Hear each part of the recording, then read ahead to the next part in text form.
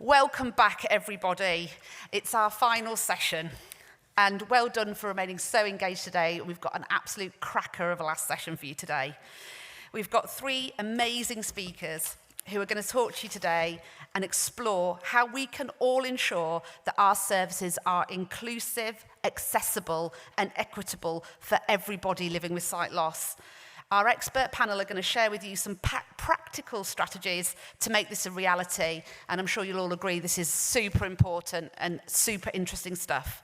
So first up, I'd love to welcome from SeeAbility, Stephen Kill, Joanne Kennedy, and Rebecca Lunness, and they are going to talk to you about making eye care services more accessible for people with learning disabilities. Guys, would you like to make your way up?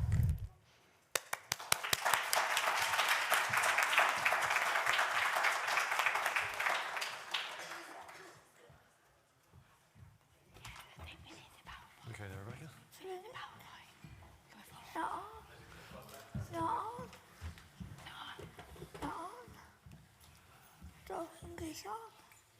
Is it on? Yes. Is it on? Okay, right. Can you hear me okay at the back? Yeah. Is that okay? Right, it's good. Microphone's working? Yeah, hello, yeah. Right. Okay, so thank you for inviting us to speak to you this afternoon. We'll introduce ourselves first of all, I think. So we're all from SeeAbility. SeeAbility is a charity, and we're quite an old charity, in fact. So we're just celebrating 225 years this year. So we're still going strong. So we're from the eye care team at SeeAbility. And so I'll just explain a bit about the charity first of all. We are a provider, so we have support services, care homes and supported living services, but they're mainly down south, so not really in this neck of the woods. So we do that, but also the team that we're a part of is the eye care team, and we're particularly interested in access to eye care for people with learning disabilities. And that's what we're going to talk about this afternoon. So my name's Steve Kill, I'm part of the eye care team. Also, we have... I'm Joanne, I'm part of the eye care team. My name's Rebecca. I'm part of the eye care team, and also I'm an eye care champion as well. Okay. Okay. Right, so what we want to talk about this afternoon is all about people with learning disabilities accessing eye care services. And we'll look in a second about why that's a big issue for that particular group. But Joanne and Rebecca work in the Northwest, so they're local, and we hear lots of people telling us about the experiences that they have. And today we're hearing about the eye care support pathway, and I went to the launch for that last week in Birmingham, and one of the nice features was the amount of speakers with lived experience who were really leading the way and explaining the way that things should be done. That's been really nice to hear. The eye care support pathway was thinking about people's initial appointments, their diagnosis, their support after diagnosis, and then support to live well, those 4 stages. And this is equally important for people with learning disabilities. And we often talk, don't we, about people having an equal right to sight. Mm-hmm.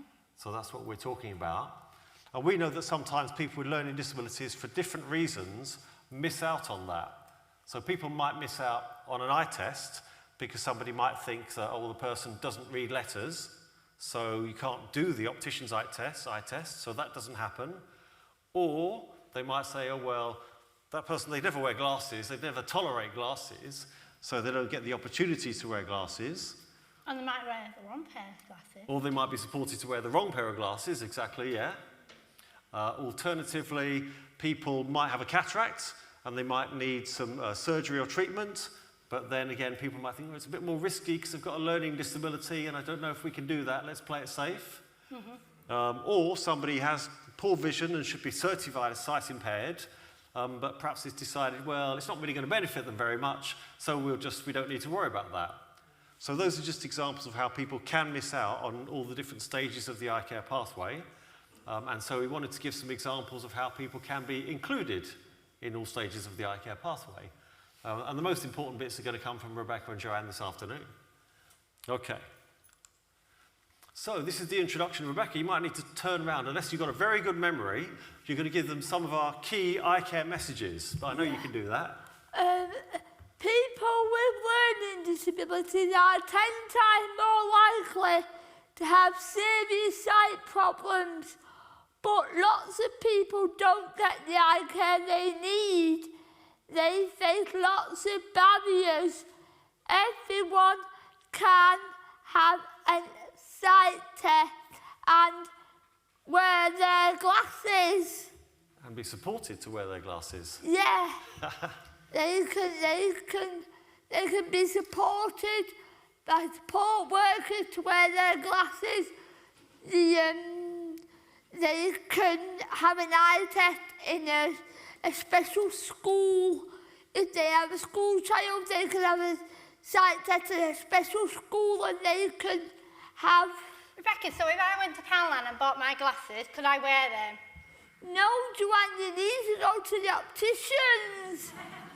Exactly, yeah, so that's a good example. And again, you know, with the best will in the world, some people see that as an option, see that as an alternative.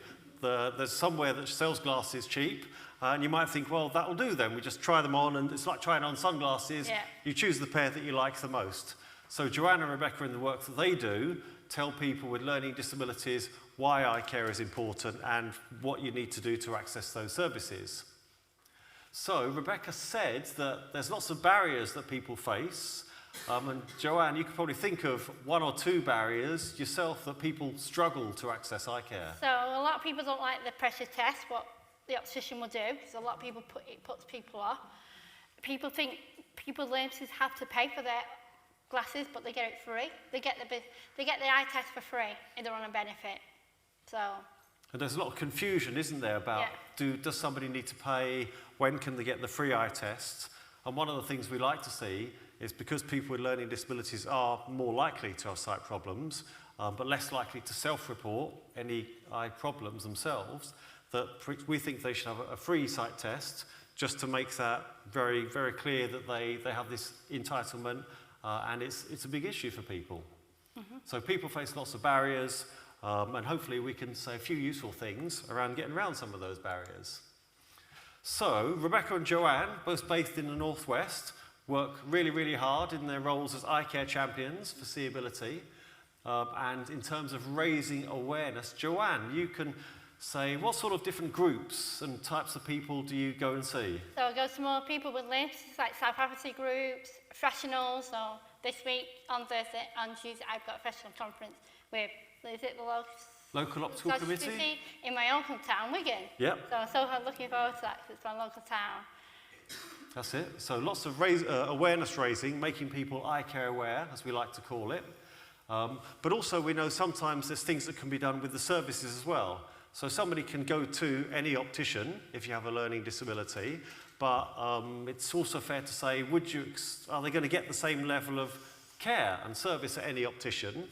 And with our experience, that doesn't necessarily happen. So what we have advocated for is an eye care service called Easy Eye Care, which the Northwest has, and I'm going to call upon Rebecca just to describe a little bit about what is Easy Eye Care, what's it all about? Well, Easy Eye Care is where the optician has had extra training, and they've done the training and they can spend longer appointments with the person with a learning disability, and also they get paid an extra 25 quid for seeing somebody with more. a It's gone up. person with a learning disability, and they can do it in a slower pace, and they can do it with the somebody can visit the optician beforehand.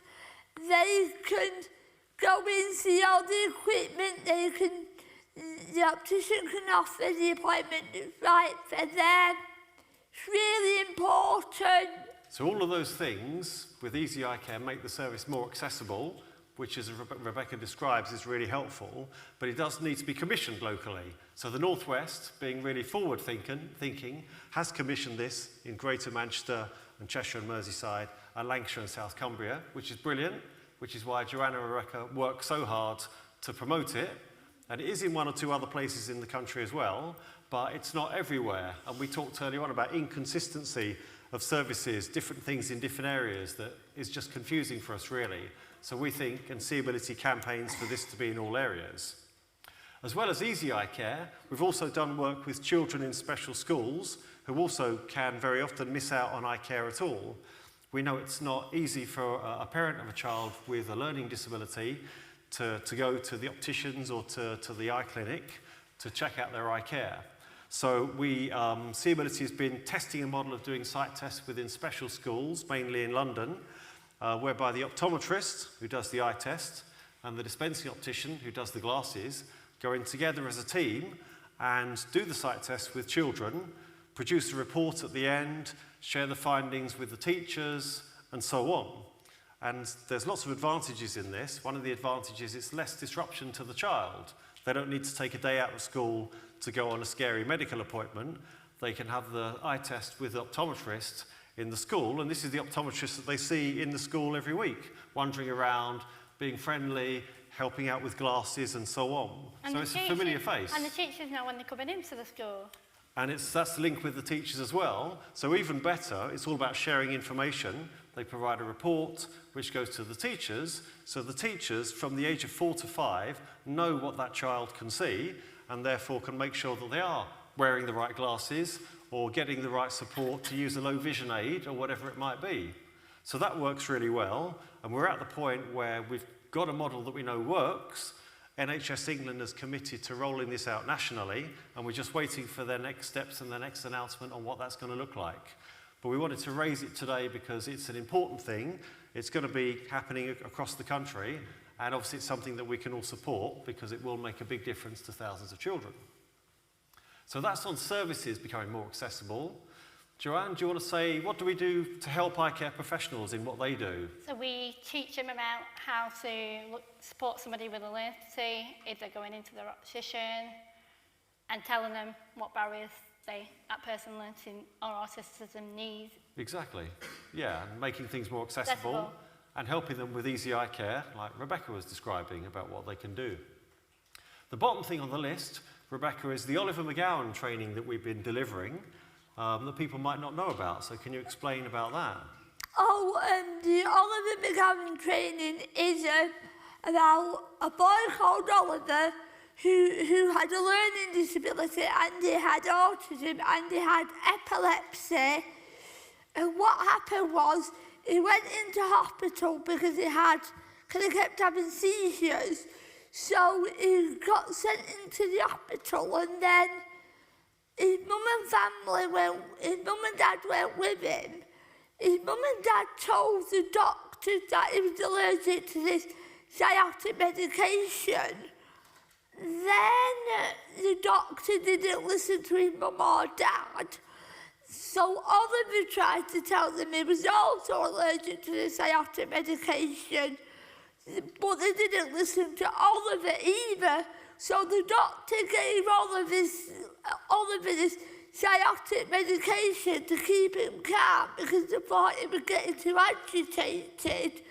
And because he had an allergic reaction to it, he died. Well, what did the doctor not do, Rebecca? What did he not read? He didn't read his hospital passport, and he didn't listen to Oliver or his family. Oliver had a...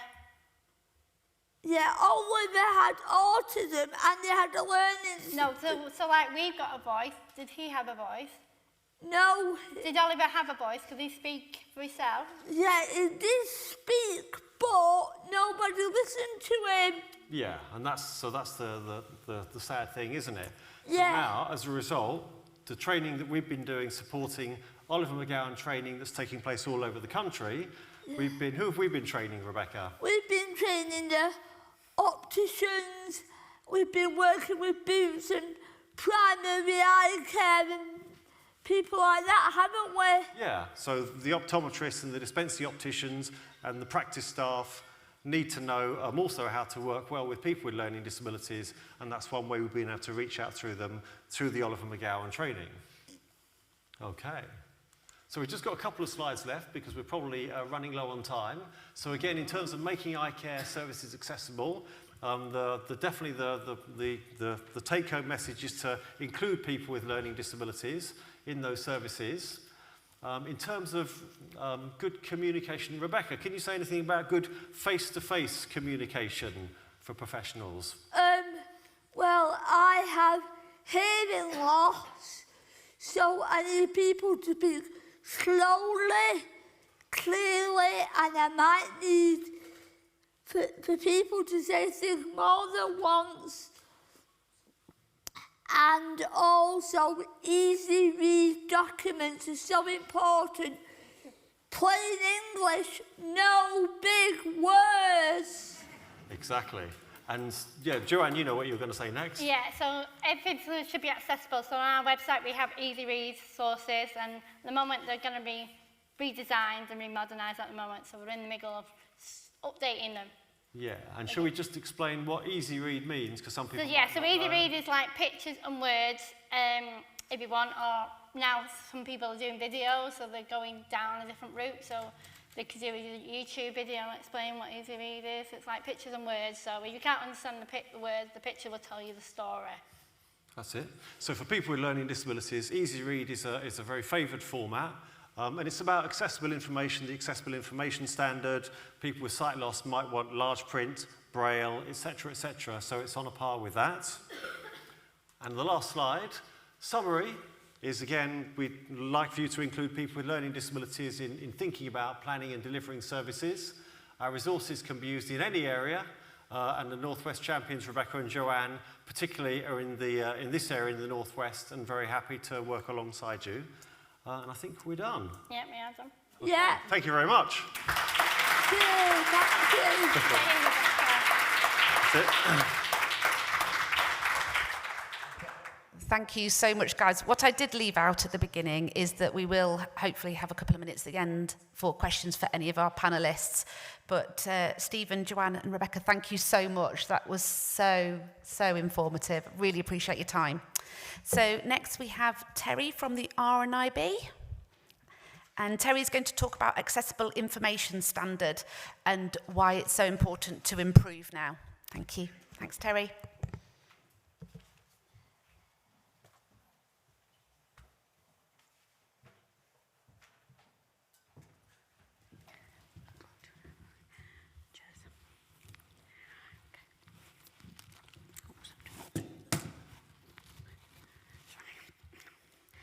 Sorry, thank you. So, first of all, to introduce my name's Terri Balon. I'm RNIB's Regional Campaigns Officer for the Northwest. There are 8 other Regional Campaigns Officers across the English regions, and then also we have colleagues across the devolved nations. So we're very keen to work in partnership with organisations. So, just to tell you a little bit about me, I have a rare condition which is called aniridia, and that means that I have no iris and I have a very small, underdeveloped retina. My birth was greeted by the comment to my parents of, "You better not have any more." So, but things have vastly improved. So, in terms of the Accessible Information Standard, so in accordance with the 2010 Equality Act and subsequently the Accessible Information Standard issued by NHS England, it is a legal requirement that all health and social care providers provide their patients with information and support that is accessible to them, which means ultimately that at every interaction, health and social care providers, and it would be great if other organisations did this as well, they checked with the individual what their preferred format might be. And we realise as an organisation that particularly within the NHS, with so many systems, quite often that don't speak to each other, this can be quite challenging. And also the fact that when it comes to flagging and sharing, because it is absolutely vital that communication support, information and support needs are met for those patients.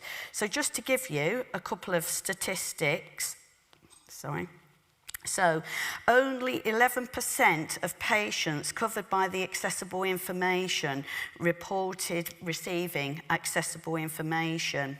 And 81% of patients reported having an appointment where their communication needs were not met. 77% of people with accessible information needs reported rarely or never receiving information in alternative formats. So having to ask someone else to read out personal health information can cause humiliation, loss of dignity, and it can also compromise confidentiality. And I suppose the example I'll give you that is the example of a woman needing to go through bowel cancer screening to proactively ask for that information and for it not to be provided, for them then to have to ask their teenage daughter to read it through to them. The teenager's response, "Mum, TMI." Typical teenager response. So, it's really important. Why should we enable and rather than disable? So accessible information and care information is an unnecessary cost and burden to the NHS. It actually impacts on patient safety. For example, being able to take the right medication. And if I just give you a personal example, I'm on glaucoma medication. One I have to take at night, one I have to take 4 times a day, one I have to take twice a day, and that's on top of artificial teardrops. But because I have to have preservative-free, most of those are individual pipettes. Telling the difference between each of those can be quite challenging. And if you think that problems with medications, compliance with medication regimes actually costs the NHS millions. If we actually talk about appointment letters, again, DNAs, do not attends, also cost the NHS millions of pounds. So it reduces the independence of the patient's privacy and dignity, and also is the cause of poorer health outcomes. So I've kind of given you some negativity there, but let's talk about more around the positives. So myself and my regional campaigns officers, colleagues, and in the devolved nations, along with RNIB's partnership development managers, are really keen and are working with trusts and other providers across the country to find solutions. We have a number of resources that you can access. One of those is our Quick Wins document, which includes setting up a specific stakeholder group around the implementation of the Accessible Information Standard. We can also, so all organisations should have action plans in place, and so creating that multidisciplinary group can help you to develop that and to actually implement it. All organisations should have an accessible information policy and ensure that complaints and PALS processes are fully accessible, that websites, forms and communication, etc. are accessible. RNIB can support you with the development and or review of all of these. All organisations should have IT systems and processes that record a patient's communication and support needs. Now, RNIB can support you with that. And I think the challenge that most systems, and again, talking particularly about the NHS, but also in social care providers, is the issue around systems and that flagging and sharing, because we understand that quite a few of those systems don't make it obvious as a flag that someone has a communication or support need. It may require the staff member to proactively go and look for that communication need. Which brings us back to the fact that if staff are recording and confirming a patient's communication need, then it's constantly being updated.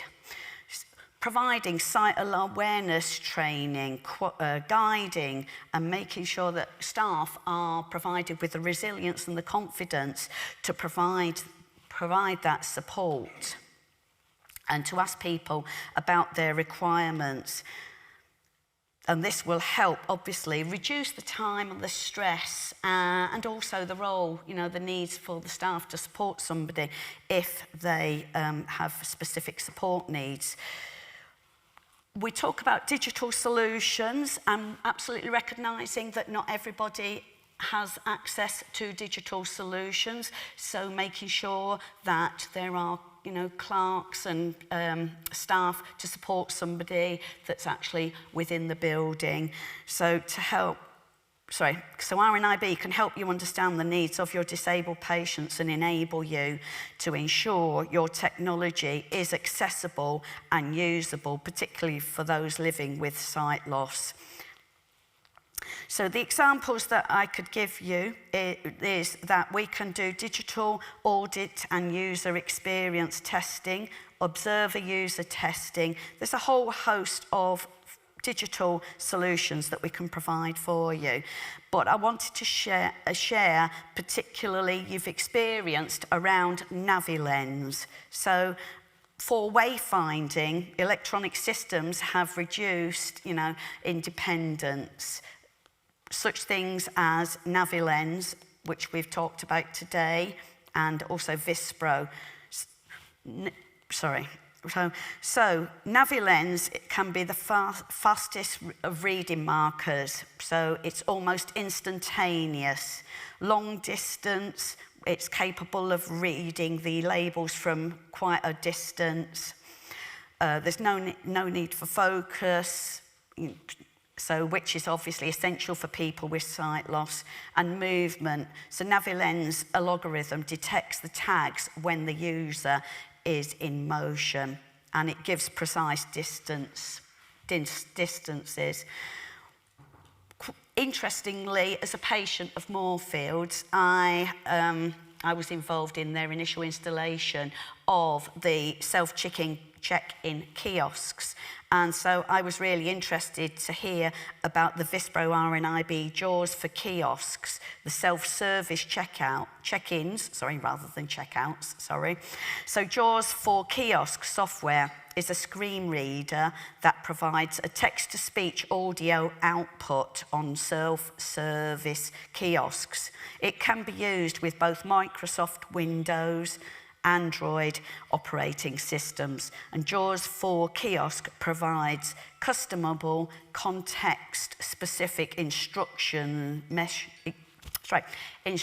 messaging to assist users with disabilities, and is available in more than 40 languages with a variety of voice options. So as an organisation, we're really, really keen to work with providers, NHS trusts, social care providers, on implementing the Accessible Information Standard, because we absolutely know that not only the most important part of it is that it actually empowers and gives blind and partially sighted people the confidence to manage their own conditions, which inevitably improves the outcomes for them. But it also means that it will save the NHS a great deal of money.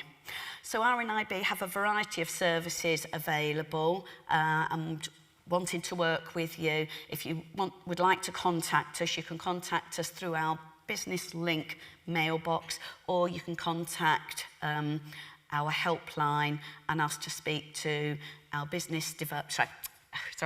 our innovations team and possibly your regional campaigns officer, because we are on the ground and we can involve local people, because I must say that it is a pleasure to work with so many of our volunteers and get them involved in the local work that we're doing. I hope you found that useful, but thank you very much.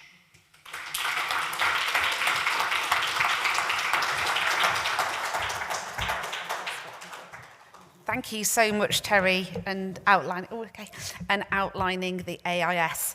So our final speaker this afternoon is Bhavini Makwana, who's coming from BAME Vision. You heard from her on a personal level this morning, and she'll be talking us through making services more accessible and exclusive. Shall I try that again? It's getting late, isn't it? That's before the rosé. Accessible and inclusive for people from the BAME community.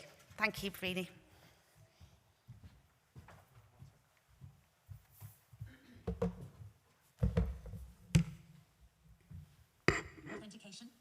Password window, secure edit text. I'm going to put my headphones in. You are currently on a text field. To enter text in this field, type, this is a secure text field. Text typed in. That's it. Headphones are in.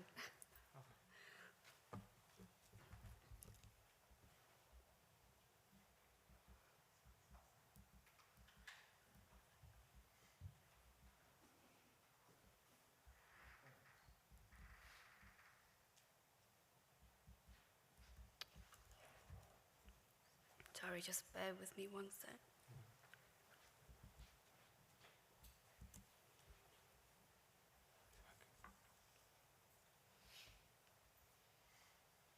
Technology is brilliant, but sometimes it can show you up. Just starting my voiceover and again, just bear with me. So thank you, sorry about that. So first of all, I'd like to start off by sharing and talking about communication. So we've heard from both SeeAbility and Terri, who talked about communication is key.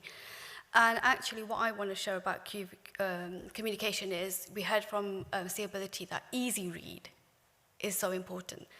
And it is, you know, trying to have information in easy read, in plain language is important, especially, you know, when you're trying to explain a diagnosis or talking about terminology that actually is quite jargonish. You know, try and avoid using jargon, and, you know, it's best just to have things in simple, plain English. So not only that it can support people with, you know, learning difficulties, but it can support people who may not have English as their first language. So if you can keep things simple as possible, that will help a whole load of people.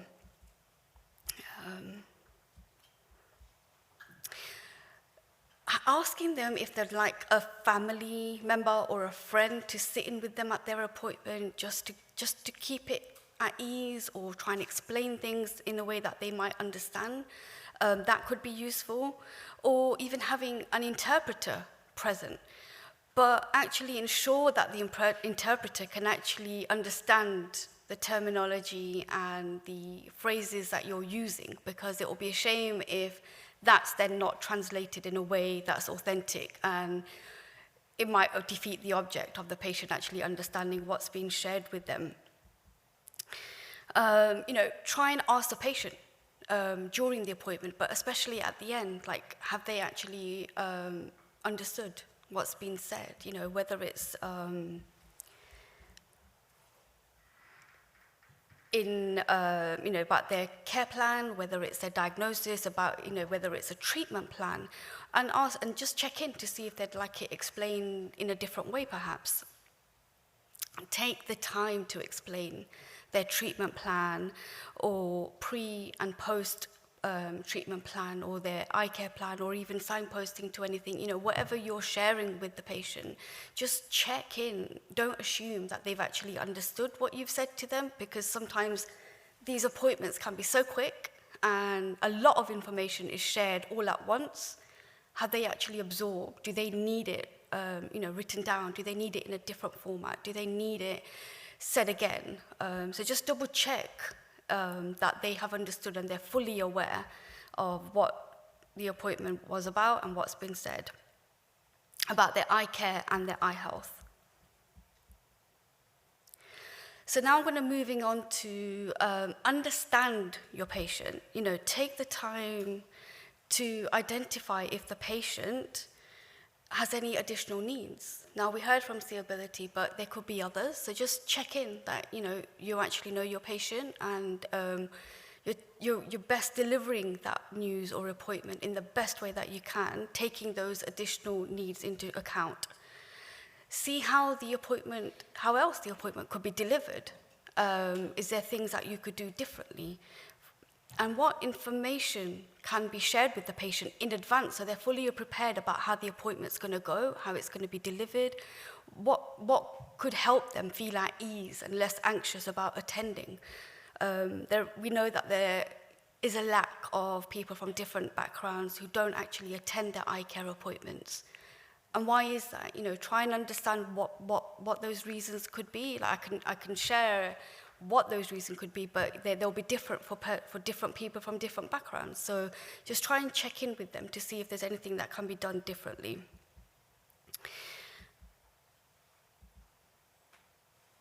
So yeah, just emphasizing that, you know, see what you can do to put in place to see if the appointment can be made more inclusive, more accessible from every point, and not just for them. You know, it will help you to deliver that appointment and ensure that it's not a wasted journey and they have to turn back not knowing what happened, or maybe the right support wasn't in place, so then you have to turn them back, rebook them. So to avoid all of that, just communicate and have that process in place to just, this is what the appointment's about, this is what's going to happen. Do you need someone with you? Would you like an interpreter? Would you like it at this time of the day? Because sometimes, again, travel could impact. Inform the patient about any signposting to other services and other professionals. For example, like we talked about the eye care support pathway, so that's definitely number one. But simple things like rehab officers, you know, eye care liaison officers, but explain what each of they are. Like rehab is a term that can be quite frightening. Rehab can be mixed up with other things and it might not get accepted. So just explain what they are. When I was first told about rehab through the peer support groups I attended with Retina UK, I completely shut them down because the first thing that went in my mind, associating them with, I'm just going to be honest and open, alcohol anonymous groups, and I'll be like, you know, taken to hospital and I'd be detained, and that's what I thought rehab was. And even now when I explain to people that I work with, people that I support about rehab, people still don't have 100% clue about what rehab officers do. So just explain what, you know, ECLOs and rehabs do, and signpost them. And if you're in doubt about anything, about what can be done to make the appointment more accessible and more inclusive, just ask them, you know, what could be done next time? How could the appointment be delivered that you get the most out of that? And that will help you as well, help you plan and deliver that appointment to make it more suitable and accessible for next time. And I think, finally, take the opportunity to talk about CBS, Charles Bonnet syndrome. The signs, the symptoms, and support groups available that you can signpost them to. I mean, most people know, and if not, you know, CBS, Charles Bonnet syndrome, some people experience really vivid, distressing hallucinations, or it could be things flashing in your eyes, you know, in your mind, like colorful spirals, fireworks. So it can be from one spectrum to another. And in different communities, I've been researching and trying to find out, and I've been speaking to a lot of people, there isn't actually a terminology for Charles Bonnet syndrome in different languages, and it's mostly associated with mental health. But it's not a mental health condition.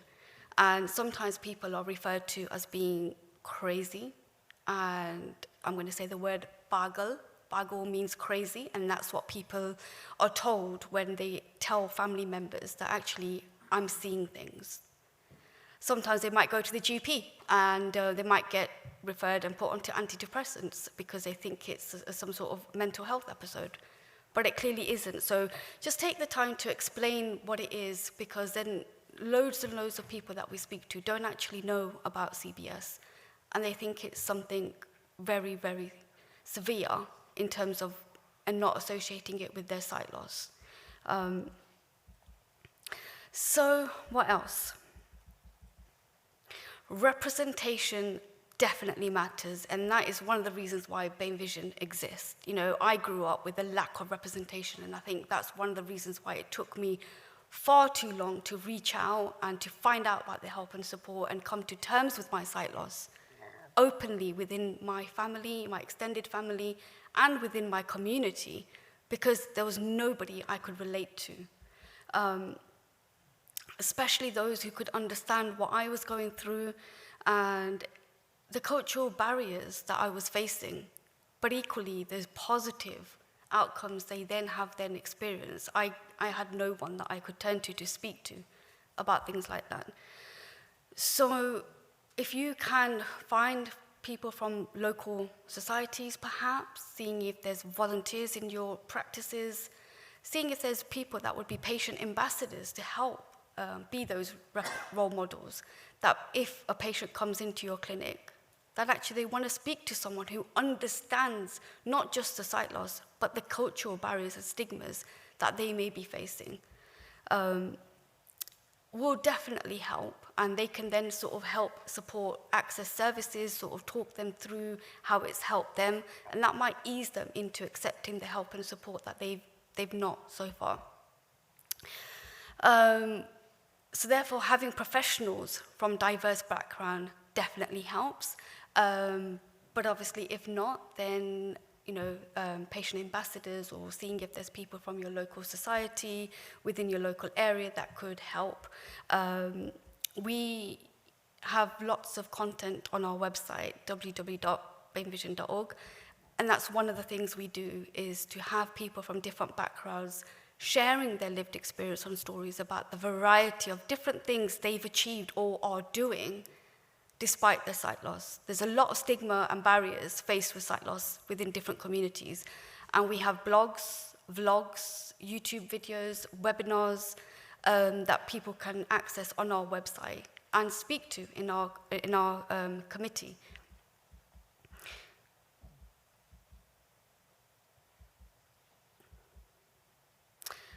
Sorry, I've sped across, so I'm just catching up now. So I'm just kind of finishing off with to say, remember that patients are just more than their eyes. They are people first, with feelings, emotions, and challenges that they're facing. So having an appointment that they can truly get the most out of, and the basic thing I can share is just making sure that they've understood what's been said, I think will help them access the right support at the time that it's needed for them. And they might have lots of questions, and that will help them feel at ease, because how many times, do we go to appointments, whether it's sight loss or something else, that we have so many questions, and when we get there, we don't ask them. So just, it will help them feel at ease. And I put a note here to remember the Accessible Information Standard exists, which came into force in 2016, but I won't touch too much on that because Terri has covered that. So therefore, please follow that standard and ensure that patients do get the right information at the right time, in their preferred format and language. If you are struggling to find people in your local area that speak different languages, then please get in touch with us at BAME Vision, because we can definitely help. RNIB do have a language line, and Retina UK helpline have different people on there from different backgrounds who do speak different languages. But failing that, if you still need further support, then please do get in touch with us. In addition, just ensuring that, your website, your literature, your leaflets in your clinics, are they representative of people from different ethnicities? Like I mentioned earlier, representation does matter. So it's really important to consider that and just check in and do a language audit of people speaking different languages within your own clinics. They might also be able to help, but if you don't carry out that process, then you're not going to know what kind of internal support there is out there for your own patients. So the last key takeaways that I just want to share is, remember, these tips are to empower you and your patient. So please don't hesitate to get in touch with us if you've got a question and you don't know where to turn. You know, we're here to help if you need any support and guidance. So first key takeaway, like I mentioned, is carry out a language audit. You know, find out first within your own clinic practices what languages can be spoken. Should a patient need something spoken in a different language?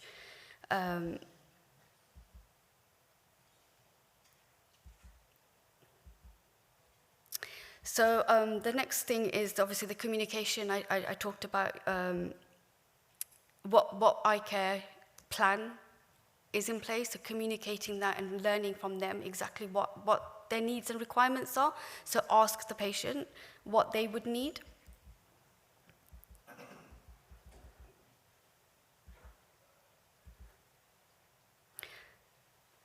And I think that was it, sorry. So yeah, sorry about that, and hope that's been useful, and thank you for listening.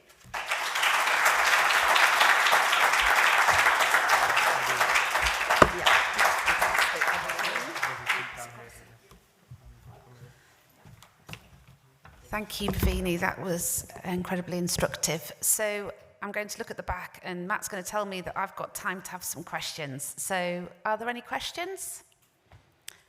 At the front here, Colin.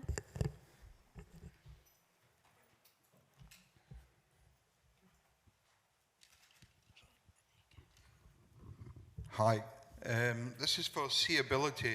I must congratulate you on the work that you're doing. It's absolutely fantastic to see that step being taken.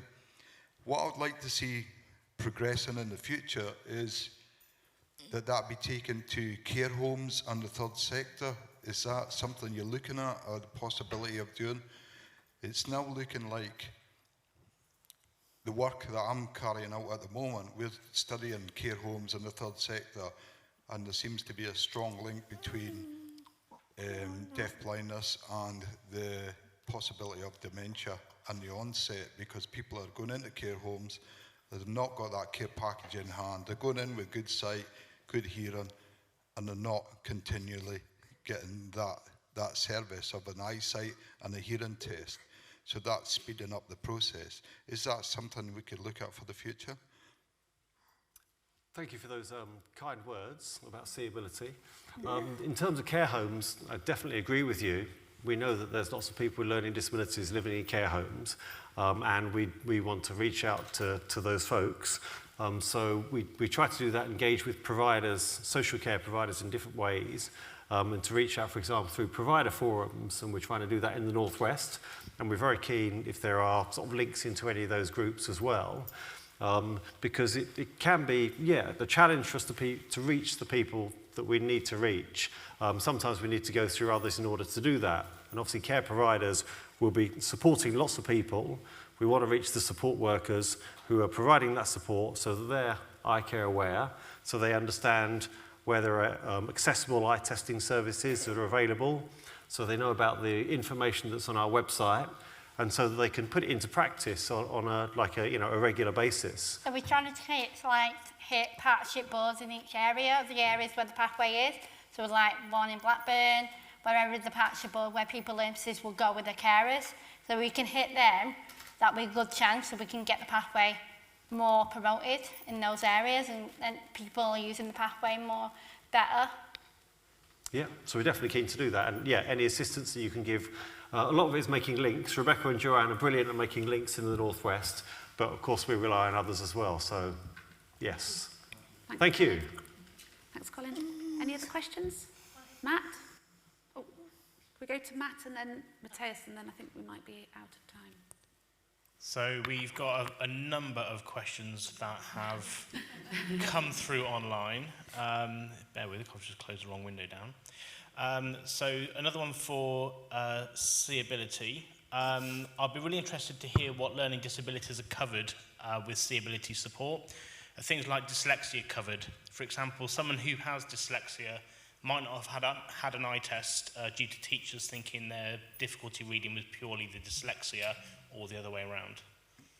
So our focus is on learning disabilities rather than learning difficulties. So dyslexia wouldn't necessarily individually be under the umbrella of what we would look to provide services for, but we understand there may be difficulties there equally. And I'm sure a lot of what Joanne and Rebecca were saying earlier on would be useful for people who have a range of different conditions, but yeah, particularly for us focused on learning disabilities.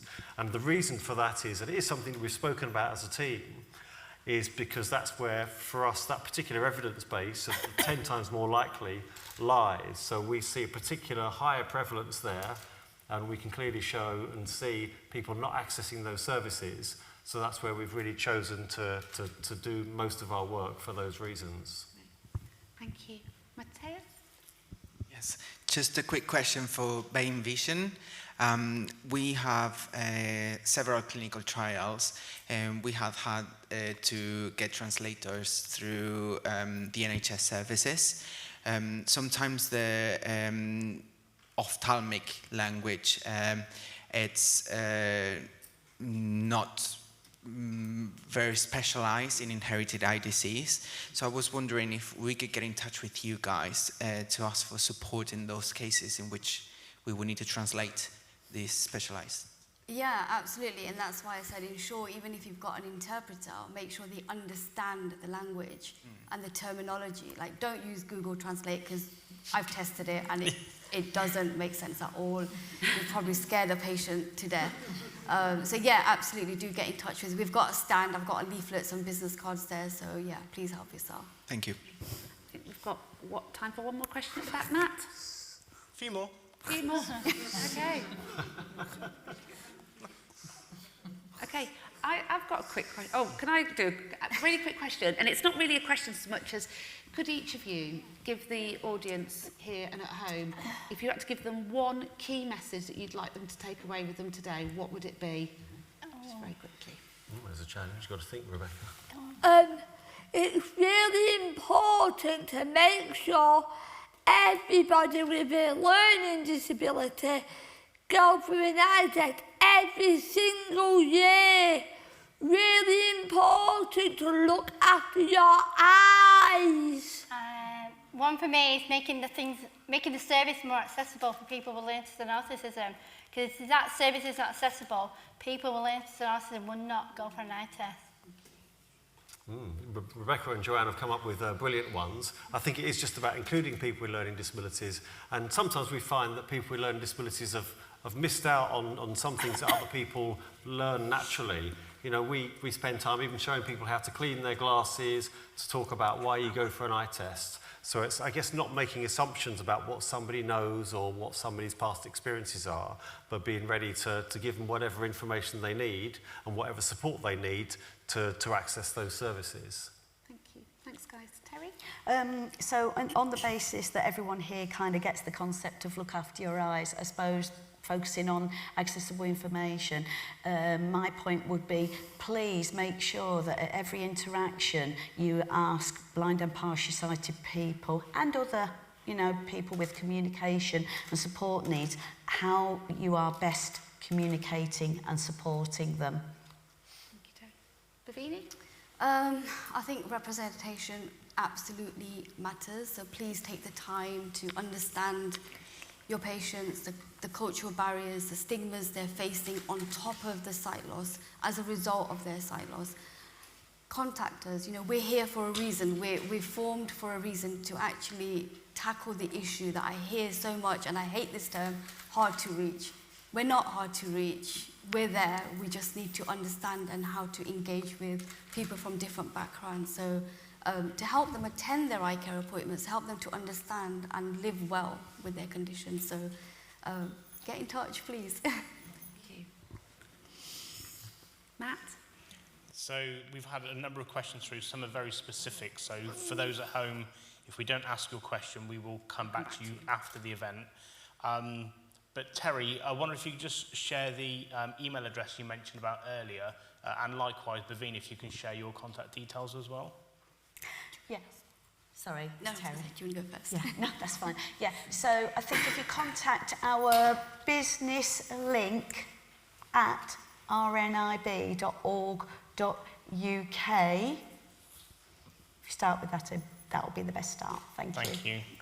And for BAME Vision, email address is info@bamevision.org, and the website is www.bamevision.org. I was going to forget that then.